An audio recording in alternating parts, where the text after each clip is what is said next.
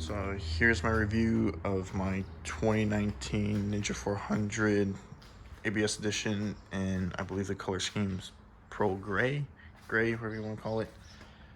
I've had the bike since September, put a little bit under 1,800 miles on it. Right, it's a great bike for the cost. Right, paid just a little bit under $6,000 for it. I got brand new 0 miles on it. Straight out the box from the dealership. All right, great bike. All right, as far as mods have gone, obviously it's mandatory. Put a slip on. All right, put an Acroprovic carbon exhaust on it, just a slip on. Doing the full exhaust on something like this is seems a little bit ridiculous. Got TSC Industries fender eliminator, adjustable one. TSC Industries integrated turn signal light thing. TSC Industries frame sliders on it. Obviously stickered it up. These guys are brand new. Got some CRG braking clutch levers put on there. A little bit more adjustability. You can't really see it, but I upgraded the brake pads on the bike. Right. I think that's about it for mods. A little grenade hubcap. Good things about the bike. Obviously, mileage is super good. I average around 55, 60, so I'm doing about 200 miles per tank. Right, you put premium in it, only costs anywhere from like $12 to $15, depending on how much you're putting in. Yeah, that's about it. There's plenty of power for the street. Also for the highway, it does fine. All right, the only time I really find it struggling is once you hit 100, then the bike starts like really slowing down and really showing like it's, I guess, lack of power, you can say. On freeway riding, I'm here in California. I'm in Sacramento, around the Bay Area a lot. All right, so average speed on the freeway is about 85 miles per hour. It does fine. Right, there's no issues going in and out of traffic. If you need to drop a gear and haul ass for whatever reason, or getting an on-ramp, there's absolutely no issues. All right, this thing is going to beat out Mustangs, Camaros. Honestly, it's some high-end shit. It's not gonna be able to hang, but the bike's plenty fast. Right. The only issues I find with the bike is for group riding, it can't hang out with other bikes, right? Any R6s, any 600 type of bikes, thousands, obviously not. But it's not really what it's meant to do. Right. This is my first bike. Right. I've ridden around a few bikes now. I've tried the Z400. I've ridden my buddy's R1. Rode a couple Harleys. Did I think it was like a Gixxer 750, I think, Gixxer, what it was called. Yeah, I mean, it handles fine. Super light compared to those other bikes. Right. For a beginner, this is probably the best thing you're gonna get for the money. Right. I don't find there's any point in going to something bigger, right? Especially for a beginner rider, right? If you're just commuting, like this is the bike to do it on. All right, it's nice and sporty. It handles like the Z400, right? The way the bars are, just all the fairings. I guarantee you, if you strip it down, you could probably recreate the Z400 with the proper parts. I mean, cons of the bike. There's nothing that really stands out to me besides the shifting issues. All right, I'm not sure if that's just me, or I've seen online, read a few times. I don't know if it's an issue with Kawasaki's in general, just this bike. There is an issue. I find it's when I'm going from third to fourth gear. It's usually where it happens.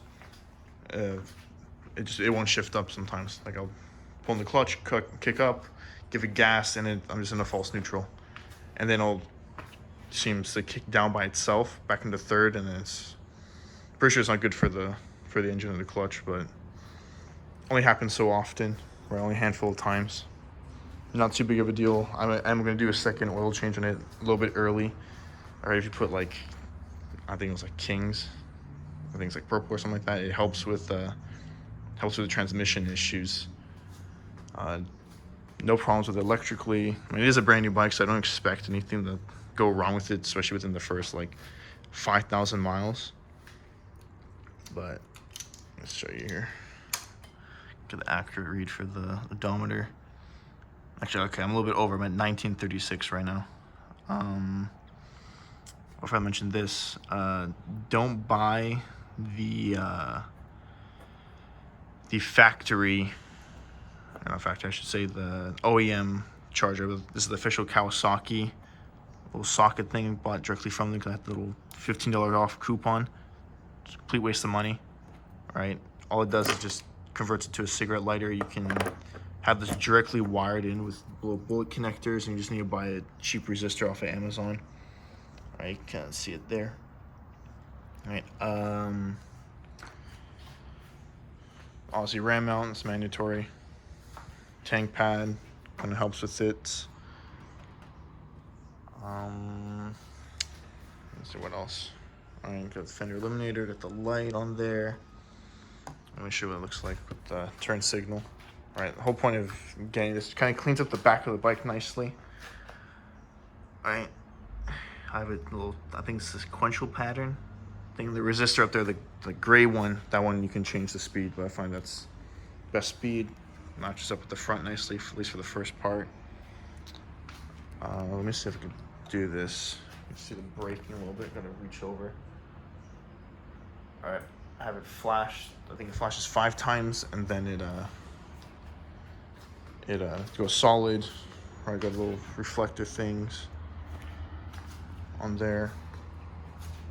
I mean, honestly, for a first bike, this is perfect. In general, it's just a good motorcycle.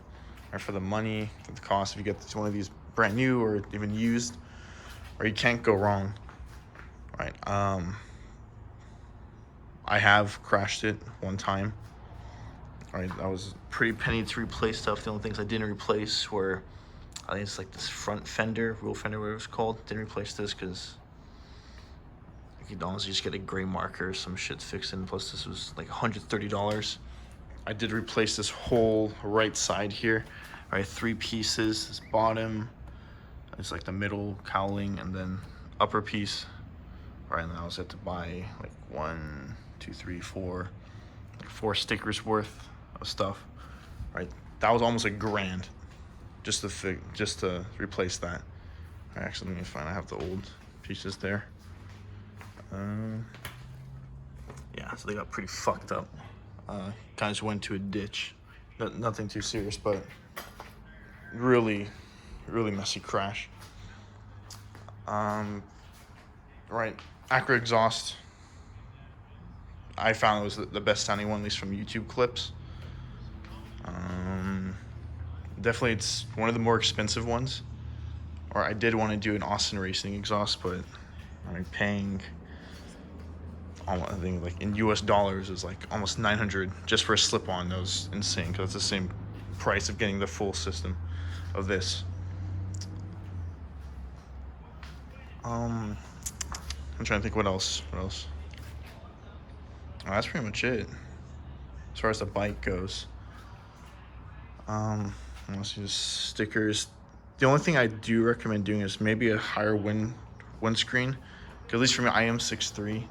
So when I sit on the bike, at least going the freeway, it just smacks me on the fucking face. All right, so it's a little bit, once you're going like 80 miles per hour, it gets a little bit uncomfortable with the wind. Definitely my neck's much stronger from that. Pause. Oh, I forgot to tell these. I got these Pitbull reel spools. All right, super helpful for doing work on the bike. Right, looping up the chain. I do take religious care of this thing. All right, clean the chain every like 200 miles. So like every 2-3 weeks, I clean the chain, and then like once a month, I'll like completely spray down the bike. I'll degrease the chain, put on new lube, do all that good stuff, polish it. Well, that's really it. There's no other costs I can think of. Insurance, I mean, I'm 23. All right, I'm paying just under $100. I think I'm like at 99 and some change a month for it, which is, I don't know if that's high or low. I've heard that's a good price. I originally wanted to do an R6, right, but that was like almost $380 a month, all right, which is fucking insane, right? It's ridiculous. I think just because of my age, and it is in California. I do have a clean record, no tickets, nothing like that. As far as the bike goes, right, I was saying, like, it hangs fine at like city speeds, freeway speed. You're gonna be faster than pretty much anything on the road besides other bikes, right? That's the big thing. Honestly, like high-end sport cars, it's fine, but like stock Camaros, Mustangs, Challengers, like except for like the actual high-end editions, right? You're gonna be, there's no issues like weaving in and out of traffic, right? It's just when it does come to group rides, right, you do get left behind. That's without a doubt, right? And you can do the argument, you can twist it better, but you can turn better, take corners harder. It's a lighter bike, so easier to flick. That doesn't matter, or unless you're doing canyon riding, right? Even then, this thing gets smoked, right? But that's to be expected from a bike like this. I think that's pretty much it. All right. I guess I'll do an update video if I do add anything else to the bike. But the only thing I do plan to add is just some bar ends. Right, get some new ones. That's about it. I heard you can put the Ninja 300 mirrors on it. It's a little fucked up still from the crash. You could Ninja 300 mirrors on it. A little shorter, but the mirrors are fine.